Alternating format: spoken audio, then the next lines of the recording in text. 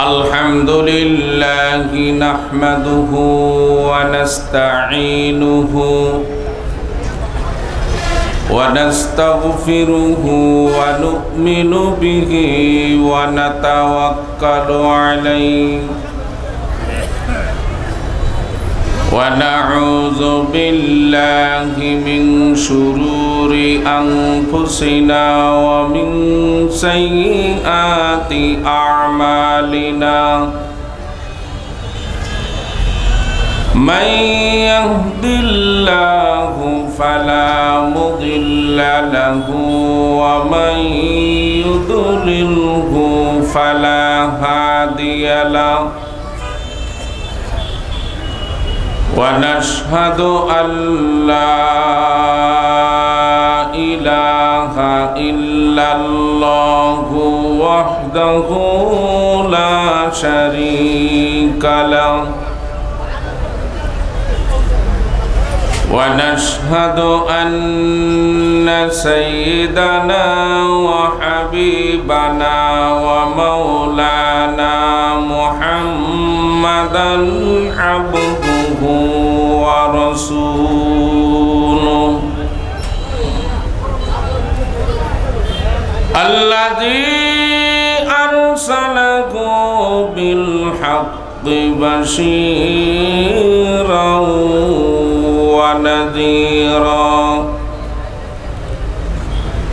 وداعيا إلى الله بإذنه وسراجا منيرا فقد قال الله تعالى في كلامه المجيد وفي فرقانه الحميد أعوذ بالله من الشيطان الرجيم بسم الله الرحمن الرحيم ألف لام را كتاب أنزلناه إليك لتخرج الناس من الظلمات إلى النور وقال تعالى وليست التوبة للذين يعملون السيئات حتى إذا حضر أحدهم الموت قال إني تبت الآن ولا الذين يموتون وهم كفار أولئك أعتدنا لهم عذابا أليما إن الله وملائكته يصلون على النبي يا أيها الذين آمنوا صلوا عليه وسلموا تسليما اللهم صل على محمد সবাই পড়ি اللهم صل على محمد وعلى آل محمد كما صليت على إبراهيم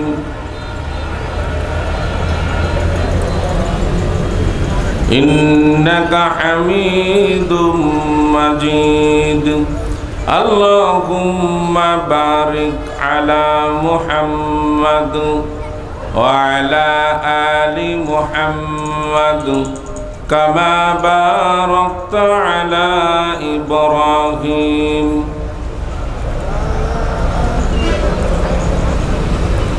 إنك حميد مجيد بلغ العلا بكماله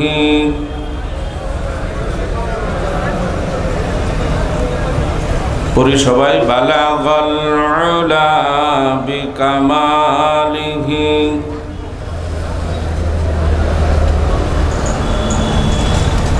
হাসানাত জামিআ খিসালিহি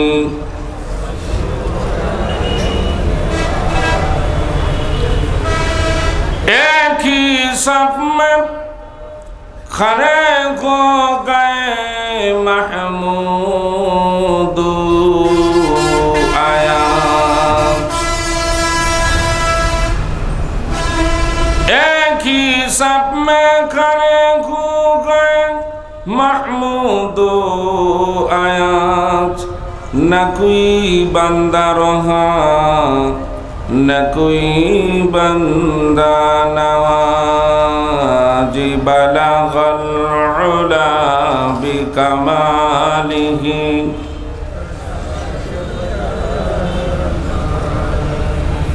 हसनत जमीअ ख़िसालिही।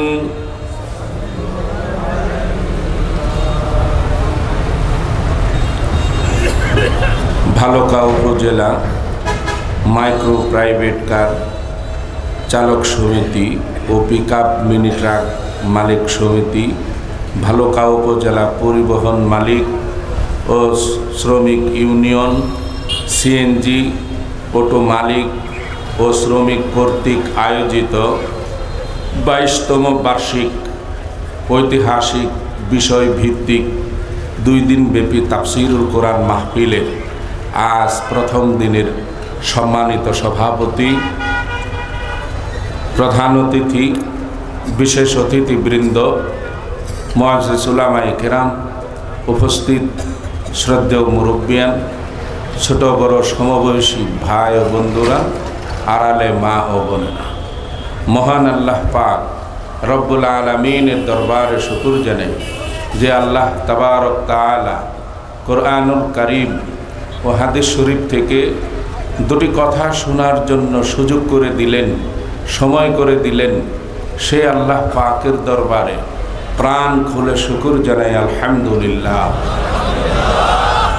আল্লাহ পাকের শেষ মেহেরবানি, দুনিয়াবি যাবতীয় সমস্ত কাজকর্ম থেকে ফারেক করে আমাদেরকে বাছাই করে পছন্দ করে এই মাহফিলে উপস্থিত করলেন। সেই জন্য আবারও শুকর জানাই আলহামদুলিল্লাহ। আল্লাহ রাব্বুল আলামিন আমার জবান থেকে পবিত্র কোরআনুল কারীম ও হাদিস শরীফের এমন কিছু হক কথা, আমলের কথা, ইমানের কথা, কল্যাণের কথাগুলো বাহির করে দেন, যে কথা এই মাহফিলে আলোচনা হলে আমলের জন্য দুনিয়া ও আখিরাতের কল্যাণের উপকার হবে, সেই সব কথা আমার জবান দিয়ে আল্লাহ বাহির করে দেন। সবাই বলি আমিন। সম্মানিত মুসল্লিয়ান, আল্লাহ তাআলা তৌফিক দান করলে যে বিষয় নিয়ে আজকে কথা বলবো, আমার আলোচ্য বিষয় হচ্ছে তওবার গুরুত্ব ও ফজিলত। আল্লাহ তৌফিক দান করলে এই বিষয় নিয়ে কোরআনুল কারীম থেকেই আমরা আলোচনা নিয়ে আসবো ইনশাআল্লাহ। কোরআনুল কারীম ও হাদিস শরীফের এই হক কথাগুলো শুনে মৃত্যু পর্যন্ত তদ অনুযায়ী আমল করতে পারি, সেই তৌফিক আল্লাহ তাআলা আমাদের সকলকে দান করুন আমিন। সম্মানিত মুসল্লিয়ান, আজ আমরা যে তাফসীরুল কোরআন মাহফিলে উপস্থিত হয়েছি কোরআনের বাণী শোনার জন্য, এই কোরআনের তাফসীর আমরা কেন শুনব, বা কোরআনুল কারীম আমাদেরকে এই দুনিয়াতে এবং আখিরাতে কি দিতে পারেন এই সম্পর্কে শুরুতেই আমরা কথা বলবো। তবে জেনে রাখুন, শুধুমাত্র নামাজ, রোজা, হজ, যাকাত এইগুলো শুধু ইসলাম নয়। ইসলামের মূল যে দায়িত্ব, কর্তব্য, এইগুলো কি কোরআনুল কারীম থেকে আজকে আমরা জেনে নেব ইনশাআল্লাহ। তবে এ কথা স্মরণ রাখতে হবে, বদরের যুদ্ধ শেষে হযরত আবু বকর সিদ্দিকের সাথে তার ছেলের সাক্ষাৎ। তার ছেলের নাম হলো আরকাম। তো ছেলে বলতেছে, বাবা, যুদ্ধ চলা অবস্থায় 3 বার সুযোগ পেয়েছিলাম তোমার গর্দানটা কাটার জন্য। বাবাকে ছেলে বলতেছে। তো আবু বকর সিদ্দিক কয়, তুই কাটলি না কেন? কয়, বাবা, আমি যখন তরবারি তোমার ঘাড়ে রেখেছি, হাজার হলো তো তুমি বাবা, তোমার মহব্বতে আমি গর্দানটা কাটতে পারি নাই। 3টি বার সুযোগ পেয়ে হাতছাড়া করেছি। হযরত আবু বকর সিদ্দিক কয়, হে বেটা আরকাম, আমি আল্লাহর কসম করে বলি, আমি যদি একটা বার সুযোগ পাইতাম তোর গর্দান কাটার, কসম খুদার, এটা আমি হাতছাড়া করতাম না। বাবা ছেলেকে বলতেছে। বলে, কেন বাবা? বলে, তোর বন্ধু হলো আবু জাহেল আর আমার বন্ধু হলো বিশ্বনবী। আমি আমার নবীর শত্রুকে সুযোগ দিতাম না।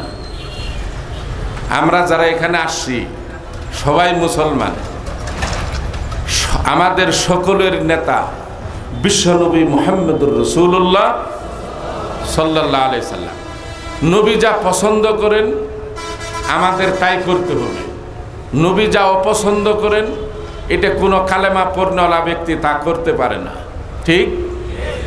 আপনি নামাজ পড়েন, রোজা করেন, কিন্তু ভোট দিতে সময় কাকে দেন? আমি কোনো রাজনীতি ওয়াজ করিও না, এগুলো বুঝিও না, আপনারা জানেন। আমাকে বোঝানোর জন্য বলতেছি, কাকে ভোট দেন? যাকে ভোট দিলেন ওই ব্যক্তিটা রসুলের আদর্শ মানে কিনা, রসুলের সুন্নত মানে কিনা, রসুলের আখলাক তার ভিতর আছে কিনা, এইগুলো দেখার প্রয়োজন মনে করি না। ঠিক না?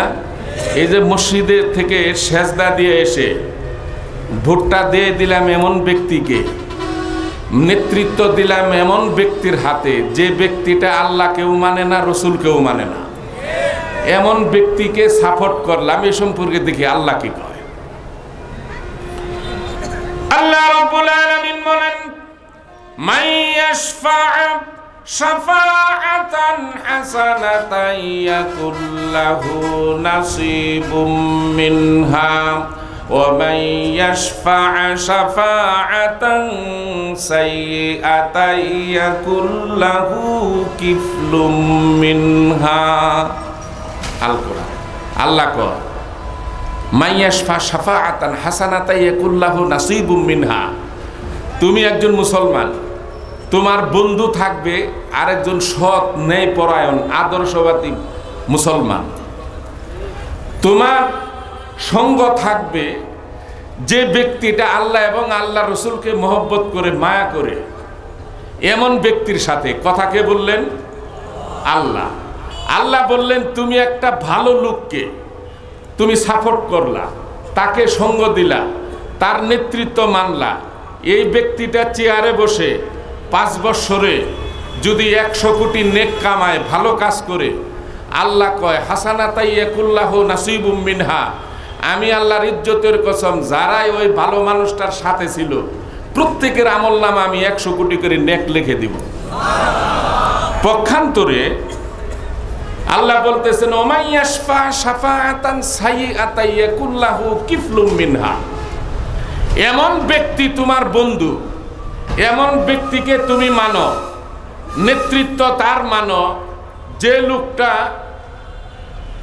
গভর্নমেন্টের টাকা মেরে খায়, রাস্তার টাকা আত্মসাৎ করে, জনগণের টাকা আত্মসাৎ করে, মসজিদ মাদ্রাসার টাকা আত্মসাৎ করে সুদে টাকা লাগায় এবং সে ঘুষ খায়, নামাজ নাই, দাড়ি দৈনিক একবার করে ক্লিন শেভ, নাই নামাজ নাই রোজা, যে হালালও বুঝে না হারামও বুঝে না, মদ খায় জোয়া খেলে, এমন ব্যক্তির সাথে তুমি লাফালাফি করলা। আর এই লোকটা 5 বছরে বসে যদি 200 কোটি গুনাহ কামায়, খারাপ কাজ করে, আল্লাহ কয় কলা ফাবি ইজ্জাতিকা, আমি আল্লাহর ইজ্জতের কসম, প্রত্যেক ব্যক্তি যে ব্যক্তি তার সাপোর্ট করেছিল প্রত্যেকের আমল নামায় 200 কোটি করে গুনাহ আমি আল্লাহ লিখে দিব। আল কোরআন সূরাতুন নিসা। কথা ক্লিয়ার? এবার আপনি আসুন, আজকে যে আলোচনা আমরা করব, আল্লাহ রাব্বুল আলামিন কয় আমি কোরআন নাজিল করেছি এমনি না। এই কোরআনুল কারীম দেখবেন রমজান আসতেছে, হুজুরের কাছে আইসে বলবে হুজুর আমার মেয়ে 3 খতম, আমার পুত্রবধূ 4 খতম, আমি নিজেও 5 খতম, বসকায় দেন। বসখানি কি এটা আমি বুঝলাম না, এটা আমি আজও পর্যন্ত বুঝি না বসখানি কি। এই যে খতম দিলেন, খতম দেওয়া নিষেধ না, পাপ না, সওয়াব অবশ্যই আছে, আমি এটা বলতেছি না। এই যে 10 খতম 20 খতম দিলেন, এই কোরআনুল কারীম শুধু খতম দেওয়ার জন্য আল্লাহ নাজিল করে নাই। এ পৃথিবীতে দেখবেন আপনি একটা নার্সারির বাচ্চা না বুঝে একটা শব্দ পড়ে না, ঠিক? এ পৃথিবীতে যে কোনো কিতাব মানুষ না বুঝে পড়ে না। এই বাচ্চাটাকে যে আপনি ক শিখান নার্সারিতে, কোতে কি হয়, কোতে কলা, কোতে কর্ণফুলি, কোতে কফি, একটা শব্দের 3টা অর্থ শিখান। এ পৃথিবীতে মানুষ এত নাদান, বোকা, জাহেল, যা মাত্র একটা কিতাব না বুঝে পড়ে পৃথিবীতে মানুষ, তা হচ্ছে কোরআন। বুঝে, যেটা বুঝার দরকার এটাই বুঝে না। যদি বুঝতো তাহলে এই ব্যক্তির কি করণীয়, নারায়ে তাকবীর আল্লাহু আকবার, এই ধ্বনিতে গড় গোবিন্দর প্রাসাদ ভেঙে চুরমার হয়ে গেছে। কিন্তু আমার কালেমায় কিচ্ছু হয় না। হবে কেমনে? নারায়ে তাকবীর দেই হবে কেমনে? আগে ঠিক করতে হবে, আল্লাহ কোরআনে বলে দিয়েছেন সর্বপ্রথম তোমার কাজ হলো ইয়া আইয়ুহাল্লাযীনা আমানু, হে ইমানদারগণ, সর্বপ্রথম তোমার কাজ হলো আলাইকুম আনফুসুকুম, নিজের আত্মশুদ্ধি আগে করো, নিজে আগে ভালো হও, তাকওয়াদারি হও, নিজে আগে মুমিন হও। যদি তুমি মুমিন হও তাহলে আমি আল্লাহ রাব্বুল আলামিনের ওয়াদা হচ্ছে ফাহুয়া হাসবুহু, তোমার জন্য আমি জিম্মাদার হয়ে যাব তোমার হেফাজতের জন্য। যদি মুমিন না হও আমি তোমার জিম্মাদারের হেফাজত হব না। আল কোরআন বুঝা আসছে? আপনি দেখুন এই কোরআনুল কারীম বুঝে পড়লে যে নেকি, আর না বুঝে পড়লে নেকি। ফজরের নামাজ, সূরা ইয়াসিন, সূরা মুলক দিয়ে আপনি পড়লেন 2 রাকাত নামাজ, বরকতপূর্ণ সূরা না, কিন্তু অর্থ জানেন না। এতে যদি নেকি হয় 1000।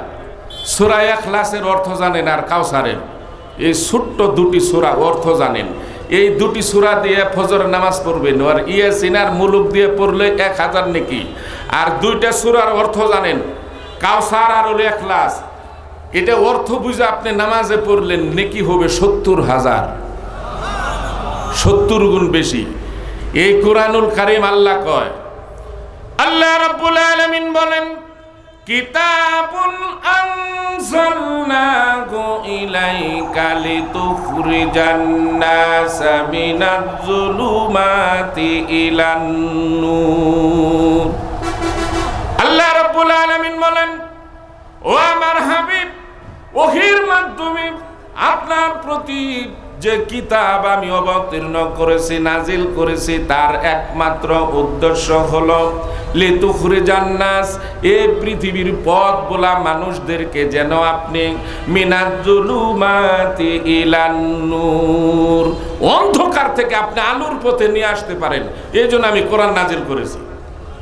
এই কোরআন মানুষকে অন্ধকার থেকে আলোর পথ দেখায়, আর আমাদের কোরআন হলো অন্ধকার।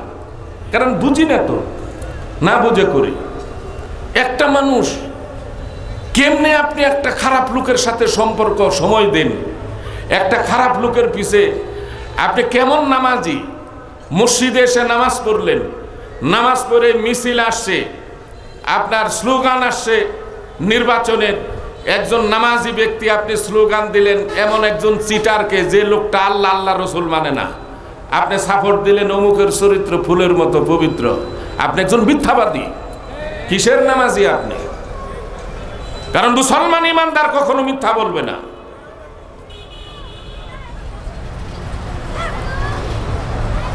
এবার দেখুন, বলে হুজুর তবু তো আমরা মুসলমান, কালেমা পড়ি। বদরের যুদ্ধে নবীজির সাথে সাহাবী কতজন ছিল মুজাহিদ? বলেন 313। এটাই প্রসিদ্ধ, কিন্তু 313 জন না, ছিল 5 জন কম 500, 495 বদরের যুদ্ধে। কিন্তু মাঝপথে এসে আব্দুল্লাহ বিন উবাই ইবনে সালুল তার মুনাফিকিতে মাঝপথে থেকে এই 313 জন রেখে বাকিগুলি চলে যায়। মাঝপথ থেকে মুনাফিকরা চলে যায়। তারাও নিজেকে মুসলমান পরিচয় দিত, তারাও নিজেকে রসুলের উম্মত বলে পরিচয় দিত, কিন্তু মাঝপথ থেকে কইলেন নিজ্ঞাত এখানে মৃত্যু ছাড়া কোনো পথ খোলা নাই, এমনিতেই জীবনটা দিয়ে দিব মোহাম্মদের কথায়, চল আমরা চলে যাই। থাকলো কতজন? 313। এখন দেখেন এই 313 জন মুসলমান, 1000-এর উপরে কাফের, তাদের অস্ত্র ঘোড়া অভাব নাই কোনোটার, অত্যাধুনিক অস্ত্র। আর নবীজির হাতে সাহাবীদের হাতে অস্ত্র নাই, খালি ঢাল আর কয়েকটা তরবারি। কিন্তু যে জিনিসটা নবীর হাতে সাহাবীর কাছে ছিল, এই জিনিসটা কাফেরদের কাছে নাই, তা হলো ঈমান। ঠিক যুদ্ধের ময়দানে বদরের প্রান্তরে যখন উপস্থিত হয়ে গেল, কাফেররা তাবু গেড়েছে এমন জায়গা, এমন শক্ত জায়গা, দেখবেন চৈত্র বৈশাখ মাসে আপনার প্রচণ্ড রোদে বেলে মাটি ফেটে চৌচির হয়ে যায়, শুকায়, ঠিক। আর দোআঁশ মাটি নিচে শক্ত, উপরে কিন্তু বৃষ্টি হলে কাদা হয়ে যায়। মুসলমান মুজাহিদরে যেখানে তাবুর জায়গা পেল, সেখানে হলো কাদা, উপরে পায়ের টাকনো প্রায় গেড়ে যায়। আবু বকর সিদ্দিক কয়, হুজুর আমাদের তো এমনিই ঠকা। বলে কেমনে? বলে তারা যে তাবু গেড়েছে আর আমরা যেখানে তাবু গেড়েছি, আমরা তো দৌড়াতে গেলে পা পিছলে কাদায় এমনি তো আমরা নিচে পড়ে যাব, নিজ্ঞাত তো আমাদের পরাজয়। আল্লাহ রসুল কয়, হে আবু বকর, এই শক্তি দিয়া কৌশল দিয়া যুদ্ধ জিততে পারবে না, আমাদের সাথে সুপার পাওয়ার আছে, আমাদের সাথে আল্লাহ আছে, চিন্তা করুন আল্লাহর সাহায্য আসবে। তাহাজ্জুদের নামাজ পড়ে নবীজি সেজদায় পড়ে সাহায্যের জন্য প্রার্থনা করলেন কার কাছে? আল্লাহর কাছে। আল্লাহ রাব্বুল আলামিন বিশ্ব নবীর প্রার্থনা সেজদায় পড়ে আল্লাহকে ডেকে বলে, আল্লাহ গো, আলাউলা ফাদলুল্লাহি আলাইকুম ওয়া রাহমাতুহু লাকুনতুম মিনাল খাসিরিন। আল্লাহ তুমি যদি দয়া না করো, রহম না করো আমাদের, তাহলে আমরা ধ্বংস হয়ে যাব। আল্লাহ রাব্বুল আলামিন তাৎক্ষণিক কি করলেন? রাত্রির বেলায় প্রচন্ড বৃষ্টি দিলেন। বৃষ্টি দেওয়ার পরে কাফেররা যেখানে তাবু গেড়েছিল, ফেটে যাওয়া চৌচির মাটিটা এরকম ভাবে নরম হয়ে গেল, টাকনুর উপর পর্যন্ত কাফেরদের গেড়ে যায়। আর আল্লাহর নবী যেখানে তাবু গেড়েছিলেন, এই ডল কাটা বৃষ্টিতে উপর থেকে কাদাটা সরে গিয়ে শক্ত মাটি বাহির হয়ে গেল। আল্লাহ প্রথম দয়া করলেন। আল্লাহ রাব্বুল আলামিন বলেন, আমার বন্ধুকে সাহাবীরা যখন প্রশ্ন করতেছিল, আমি আল্লাহ রাব্বুল আলামিন শুনেছিলাম, তখন আমি আল্লাহ ঘোষণা করলাম, ইয তাকুলু লিল মুমিনিনা আলা ইয়াকফিয়াকুম আইয়ুমিদ্দাকুম রাব্বুকুম বিসালাসাতি আলাফিম মিনাল মালাইকাতি মুনজালিন। আল্লাহ রাব্বুল আলামিন বলেন, তোমরা যদি মুমিন হও আর তোমাদের তাকওয়া যদি মজবুত থাকে, তোমরা যদি বিপদে পড়ে যাও, মুসিবতে পড়ে যাও, শত্রু পক্ষ তোমাদের প্রতি যদি ঝাঁপিয়ে পড়ে, আমি আল্লাহ কি করব? তোমাদেরকে সাহায্য করার জন্য আকাশ থেকে প্রয়োজনে বিসালাসাতি আলাফিম মিনাল মালাইকা, প্রয়োজনে আমি আকাশ থেকে 3000 ফেরেশতা পাঠিয়ে দিয়ে তোমাদের সাহায্য করব। ওয়াদা কার? কিন্তু শর্ত লাগাইছেন আল্লাহ, খালি মুসলমান হলেই হবে না। এই যে এত বিপদ মুসিবত দেখি, আমরা মিছিল করতে কম করি নাই। আল্লাহ দয়া দাও, রহম দাও। কত কিছু হয়ে গেল, আফগানিস্তান, তারপর ফিলিস্তিন, ইরাক, লক্ষ লক্ষ মানুষ শহীদ হয়ে গেল। কত আর্তনাদ করলাম আল্লাহর দরবারে, মিছিল করলাম, ফায়দা কিন্তু হয় নাই, হয় না। কেমনে হইব? তার কারণ হলো আমার এই আওয়াজ প্রথম আকাশ ভেদ করে না, কারণ আমি মুমিন হতে পারি নাই, আমার তাকওয়া সঠিক না। আমি নামাজ পড়ি ঠিকই, দেখবেন বহু নামাজি নামাজও পড়ে বছর সে বছর এখনো মিথ্যার অভ্যাস ছাড়তে পারে নাই। নামাজ 5 ওয়াক্ত ঠিক আছে, এখনো 2 নম্বরই অভ্যাস যায় নাই। নামাজ তাহাজ্জুদ তো ঠিক আছে, এখনো পর্যন্ত গীবত মুনাফিকি ভেতর থেকে যায় নাই। নামাজ 5 ওয়াক্ত, হজও ঠিক আছে, এখনো পর্যন্ত ওই যে বনের ওয়ারিশ মারছেন, বাইরে ঠকাইছেন, আত্মসাৎ করছেন, এই অভ্যাস আপনার ভিতর থেকে এখনো যায় নাই। ওটা কোনো নামাজই না। ওই নামাজ দিয়া এই দুনিয়া এবং কিয়ামতের ময়দানে কিচ্ছু ফায়দা হবে না। আল্লাহর সাহায্য আসবে, এখনো আসবে। যদি আল্লাহ কয় তোমরা যদি মুমিন হও, আমি আল্লাহর পক্ষ থেকে প্রয়োজনে 3000 ফেরেশতা পাঠাবো।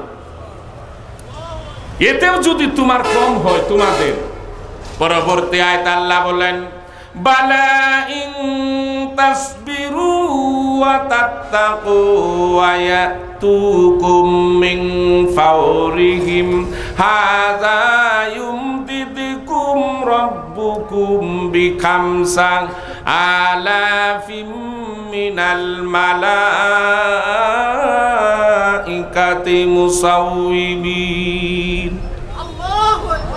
আল্লাহ রাব্বুল আলামিন বলেন, বালা ইন তাসবিরু ওয়া তাত্তাকু, তোমরা যদি সবর করো আর ধৈর্য ধারণ করো, আর তোমরা তোমাদের তাকওয়া যদি মজবুত থাকে, ঈমান যদি মজবুত থাকে, তাহলে শত্রু পক্ষ গুড়ার উপর সওয়ার হয়ে তোমাদেরকে পেছন থেকে বা সামনে থেকে যদি আক্রমণ করে, আমি আল্লাহ রাব্বুল আলামিন প্রয়োজনে তোমাদেরকে সাহায্য করার জন্য বিখামসাতি আলাফিম মিনাল মালাইকা, প্রয়োজনে আমি আল্লাহ 5000 ফেরেশতা পাঠাই দিয়ে তোমাদের সাহায্য করব।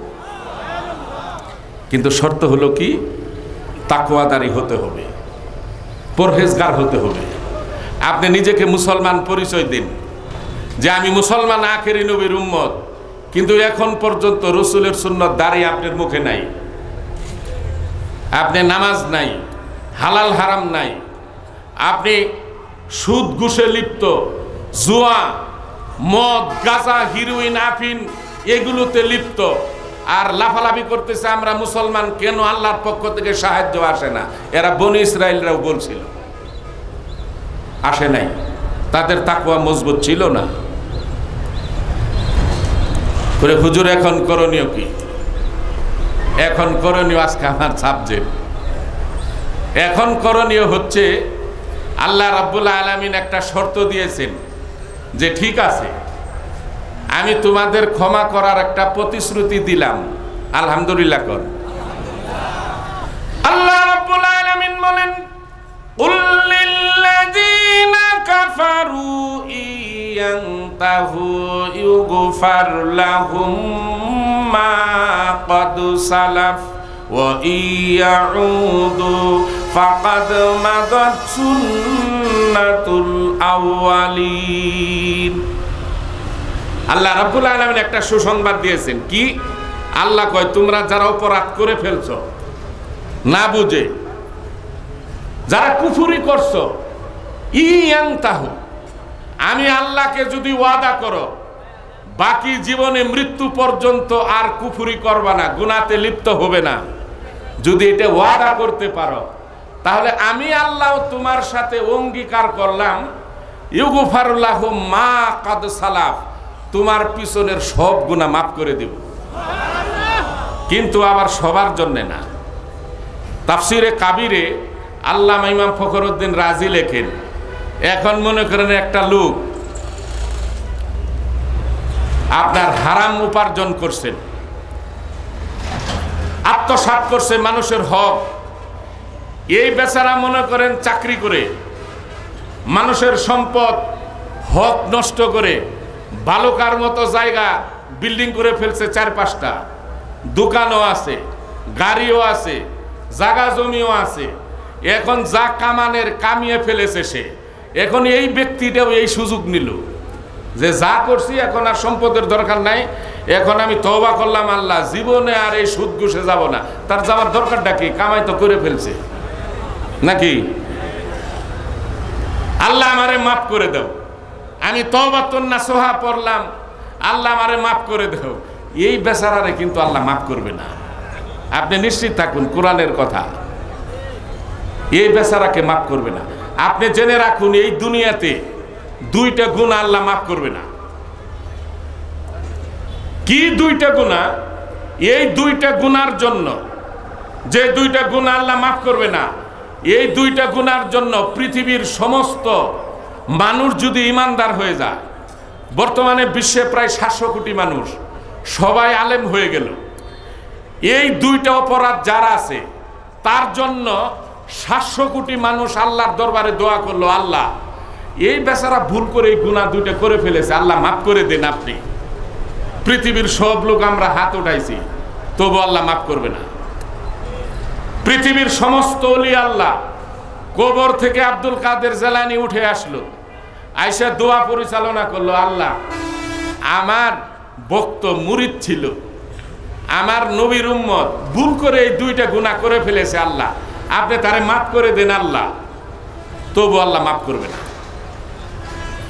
1,24,000 পয়গম্বর, স্বয়ং বিশ্ব নবী যদি এই 2টি অপরাধের জন্য আল্লাহর দরবারে দোয়া করে, আল্লাহ আমার উম্মত ভুল করে গুনাহ করে ফেলেছে, আপনি মাফ করেই দেন আল্লাহ, তবু আল্লাহ মাফ করবে না। আপনি বলতে পারেন যে হুজুর আপনি তাহলে কি কর, তওবার দরজা তো মৃত্যু পর্যন্ত খোলা, ঠিক শোনেন নাই যে তওবা গ্রহণ করার জন্য আল্লাহ বসে আছেন, অপরাধ বান্দা করবেই আর আল্লাহ ক্ষমা করবেই, এটা আল্লাহর গুণ। বান্দার ত্রুটি হলো গুনাহ করা আর আল্লাহর গুণ হলো ক্ষমা করা, ঠিক। কিন্তু এই ব্যক্তি এই সেই কোন 2টি অপরাধ যা আল্লাহর নবী দোয়া করলেও আল্লাহ ক্ষমা করবে না, এই অপরাধটা হচ্ছে, দেখেন এক কথায় প্রকাশ, একটা হলো আল্লাহর হক আর একটা হলো বান্দার হক। আল্লাহর হক, আপনি 10 বছর নামাজ পড়েন নাই, 20 বছর নামাজ পড়েন নাই, 20 বছর রমজানের রোজা করেন নাই, মনে করেন ইচ্ছা করেই করেন নাই, ওই সিচুয়েশন আপনি পান নাই, আপনি মাদ্রাসায় লেখাপড়া করেন নাই, স্কুল কলেজ ইউনিভার্সিটিতে লেখাপড়া করেছেন, নামাজের দাওয়াত ছিল না, ওই সিচুয়েশন ছিল না, চাকরি করতেন, নামাজের তোয়াক্কা করতেন না, 20 বছর নামাজই পড়েন নাই, মসজিদের জুমার বয়ান শুনে, তাফসির মাহফিলের কোরআনের কথা শুনে, আলেম ওলামাদের বয়ান শুনে এখন আপনার চিন্তা আসছে, চোখের পানি শুকায় না, আল্লাহ 1 ওয়াক্ত নামাজের জন্য 2,88,00,000 বছর জাহান্নাম খাটতে হবে, এই ভয়ে আপনার চোখের পানি শুকায় না। আপনি যদি তওবা করেন, তওবাতুন নাসুহা, উত্তম তওবা, আল্লাহ বিগত দিনে আমার বহু নামাজ ছুটে গেছে, রোজা ছুটে গেছে, আমি করি নাই, আল্লাহ গো তুমি আমারে ক্ষমা করে দাও, তুমি না করলে কে করবে ক্ষমা, আমাকে এখন যতদিন তুমি হায়াত দিবা মৃত্যু পর্যন্ত ফরজ নামাজ ফরজ রোজা আর আমি ছেড়ে দিব না। আল্লাহ তুমি আমার পিছনের গুলি মাফ করে দাও। আল্লাহ ইচ্ছা করলে ক্ষমা করে দিতে পারেন, অপশন আছে।